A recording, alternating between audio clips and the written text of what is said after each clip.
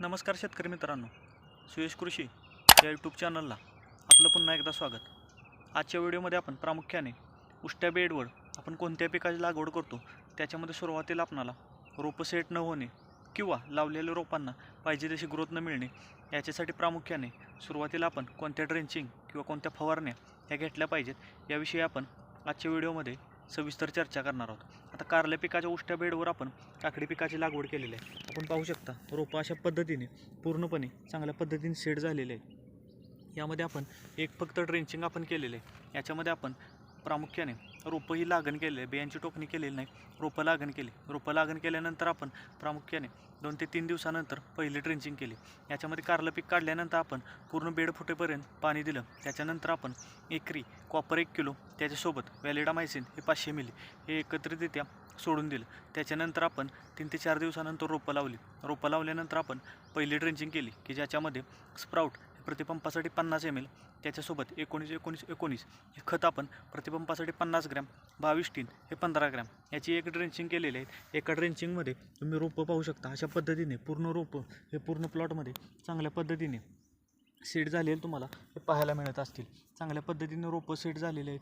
त्याचबरोबर नवीन शेंडा असेल किंवा पानांना आलेली काळुकी व चांगल्या पद्धतीने कॅनॉपी हे आपल्याला पाहायला मिळत आहे. आता आपण दुसरी ड्रेंचिंग करणार की ज्याच्यामध्ये आपण इसाबियन हे प्रतिपंपासाठी 40 ml त्याच्यासोबत UPL कंपनीचं इलेक्ट्रॉन प्रतिपंपासाठी आपण 30 ml व त्याच्यासोबत 1261 हे खत प्रतिपंपासाठी 100 ग्रॅम ही दुसरी ड्रेंचिंग करणार. त्याच्यानंतर 4 ते 5 दिवसानंतर तुम्ही चांगल्या कंपनीचा कोणता एक मायक्रोरायझा घ्या, हा एकरी 100 ते 200 ग्रॅम घ्या. त्याच्यासोबत गुळ हा 2 ते 3 किलो घ्या. हे दोन्ही मिश्रण एकत्रित 2 ते 3 तास भिजत ठेवा. चांगलं पाणी देऊन घ्या व त्याच्यानंतर ड्रिपद्वारे हे मिश्रण सोडून घ्या. चांगल्या पद्धतीने तुम्हाला वेलीची वाढ झालेली असेल, सुरुवातीपासून चांगल्या पद्धतीने जोमदार वाढ असेल, फुटवा असेल हा मिळालेला हा पाहायला मिळणार आहे. अतिरिक्त कोणताही खर्च करण्याची गरज नाही किंवा कंटिन्यू 1 दिवस आडाने आपण ड्रेंचिंग करणार आहे. त्याच्यामुळे चांगल्या पद्धतीने उत्पादन निघतं किंवा जास्त उत्पादन निघतं ही मानसिकता ठेवू नका. कमी खर्चामध्ये चांगल्या पद्धतीने प्लॉट डेव्हलप करा. आता याला एका ड्रेंचिंगमध्ये तुम्ही पाहू शकता अशा पद्धतीने चांगल्या पद्धतीने प्लॉट डेव्हलप झालेला आहे. कोणत्याही प्रकारची मर असेल किंवा रोपं कुठे आकसणे किंवा जळणे हे आपणाला कोणतीही समस्या जाणवलेली नाही.